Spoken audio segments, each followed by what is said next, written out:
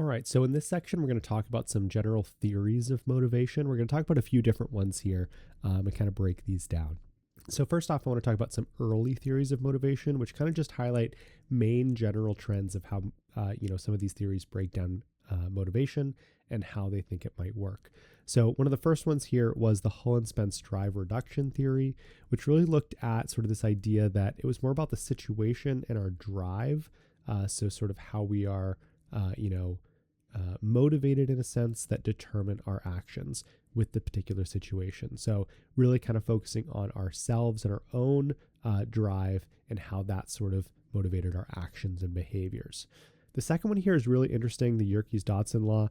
This is something that's actually very relevant and I use all the time in my particular field, but this is really talking about how the stimulus intensity and the task determine our performance. And so we look at this sort of on this axis or this scale where we have this idea intensity, where higher on the scale we go, the more intense that stimulus might be. And then we have sort of our performance over here on the vertical axis. And what we end up seeing is something kind of like this. And we call this an inverted U relationship. And so what we see is that with really low stimulus intensity, we see relatively low performance. And with relatively high stimulus intensity, again, we see low performance. And so where we get our best performance is in sort of the middle range of intensity. And that's where we're going to see sort of the highest motivation, the highest performance that we get. And so we can think about this really simply, that things that are too easy, too boring, we're not going to perform very well on. And things that are too hard or too intense are going to be above our limits, and we're also not going to perform well on. So we perform the best at things that match sort of the intensity of our abilities as well. So this is sort of a really interesting theory and an interesting sort of way of looking at this that, again, applies to a lot of different areas of psychology. And we use this all the time sort of in the research that I look at. And then the third one we have here is Brem's motivational intensity theory. And really this one is just kind of talking about this idea of our internal motivation sort of determines how much effort we put into different tasks. And we're going to see this come back in some of the other theories we're going to talk about here. But all three of these theories you'll see each have sort of components that are going to tie into some of these other theories we'll talk about here going forward. All right, so let's first talk about Premack's principle of reinforcer efficacy. And so this really is, it might sound complicated, but it's really a pretty simple theory here. And this is just the idea that there might be some activities that we prefer to do less, but that we have to do in order to do some activity that we prefer to do more. And so in this case, right, maybe a rat who is thirsty in a lab would prefer to do the activity of drinking water, but it must first run on this wheel to get access to the water. And so it's going to do the less preferred activity to gain access to the preferred activity. Another example is, say you have to complete your homework, which is a less preferred activity, to be able to go out with friends and do what you want, which would be a more preferred activity. And so it's just this idea that we'll do things that we don't want to do as much in order to do things that we want to do more. And that's really all this theory is sort of getting at. Let's talk now about Michael's motivating operations theory. And so this theory really just kind of talks about that we have two different things that happen sort of with our motivations. So we can have establishing operations and we can have abolishing operations. And what these are different behavioral or physiological or environmental factors that change the value of different resources. And so an example we can look at is, let's say, oxygen as a resource. So when we're exercising, when we're running, when we're exerting ourselves, that would be an establishing operation to increase the value of oxygen. So we need more oxygen to do these things. And so we're going to seek out, we're going to be motivated to find that oxygen by breathing deeper, taking deeper breaths, and sort of have that higher value placed on that need. Whereas if we're just sitting, relaxing, calm, our body has all the needs that we need. Oxygen isn't in high demand. And so this act of resting is an abolishing operation for oxygen, where we're not going to seek it out. We're not going to be specifically motivated to search out and, take deep breaths and try and get as much oxygen as we can. And so we see this in all different areas where there might be things that create an increased value in certain resources as establishing operations. And there might be other times or events or situations that act as abolishing operations to reduce the need or the value of certain resources.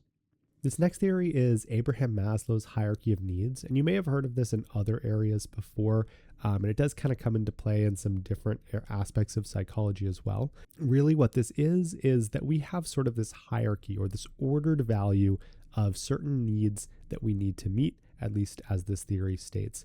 And so our first basic needs are things like physiological or safety. So we need things like, food, water, shelter. We need to be safe from danger. And these are our basic needs, and these are what need to be met first. And so if we don't have these, this is what we're going to be motivated to try and achieve first and foremost. But once we've met those basic needs, we move on to higher order needs, and these become our motivating factors. Things like love and belonging, esteem, self-actualization, and then finally self-transcendence. And these last two of self-actualization and self-transcendence are really sort of the peak of our hierarchy of needs, where self-actualization is basically realizing your fullest potential as yourself. And then self-transcendence goes beyond this to say, now if you have everything you need, you're sort of motivated more to have things like altruistic tendencies where you're helping others fulfill their needs. And so you can see sort of this hierarchy where we have our first requirements of our basic needs. And once each of those steps are met, we move on to the next stage of this hierarchy. And so each of these sort of acts as a motivating factor based on whatever stage we're on at the time. Another theory of motivation here is this need to belong. And this can work kind of in both ways, where we can see sort of evidence that shows that we have this need to belong. And so we are motivated to form close, strong, and lasting relationships with different individuals. And these relationships show sort of positive outcomes and positive aspects for both our own emotional sort of regulation and emotional well-being, and also our physical health as well. But this kind of goes both ways, where we can also sort of see this used in larger societies or smaller groups as well through the act of ostracism, or basically casting someone out from a group. And so because this need to belong is there, that person sort of who has been cast out has sort of these negative feelings and might be motivated to stop doing the behaviors that got them cast out to be able to rejoin a group or be part of that need to belong again. And so each of these things, or sort of just this need to belong, really is a strong motivating factor for behaviors and emotional sort of ties, as well as social bonds sort of amongst different people. And so sort of the last, motivating theory here, or theory of motivation, is this idea of achievement motivation. So we're also motivated to achieve or to be excellent in some different area, for ourselves. And so we have a couple different sort of theories and ways of people have looked at this in the past.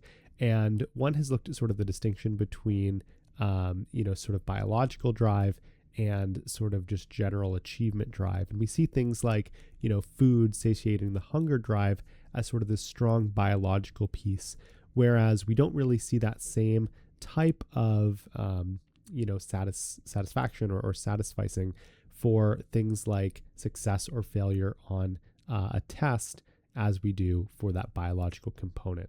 And so one of the reasons why this might be the case is sort of further explained by Deci and Ryan's self-determination theory. And this is really interesting and kind of breaks down two different ways that we might be motivated to kind of accomplish different things. And so we have what are called both intrinsic motivations and extrinsic motivations. And so intrinsic motivations are sort of our own internal standards, our own desires to complete something, whereas extrinsic motivations might be motivated by someone else's expectations or outward tangible rewards.